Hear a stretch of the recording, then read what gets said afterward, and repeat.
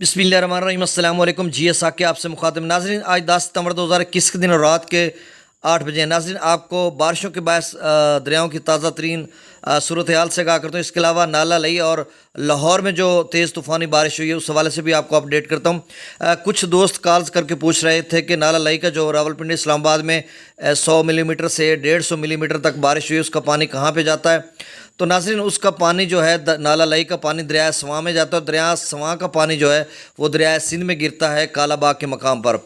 और जो लाहौर में बारिश हुई है उसका हवाले से आपको अपडेट कर दूं। उसमें के हवाले से भी कुछ दोस्तों ने पूछा कि उसका पानी कहाँ जाता है। तो डेफिनेटली जो दरिया रावी है और लाहौर शहर से गुज़रता है तो उसका पानी दरिया रावी में ही आता है। तो इस हवाले से कोई इतनी ख़ास गंभीर सूरत हाल नहीं है जिससे कहा जाए कि सैलाबी सूरत हाल पैदा होगी। हाँ अलबत्ता लाहौर में तेज़ तूफ़ानी बारिश हुई, क्लाउड ब्रस्ट हुआ है और वहाँ पर 100 मिलीमीटर से 150 मिलीमीटर तक बारिश हुई है और इस्लामाबाद में यही सूरत हाल है।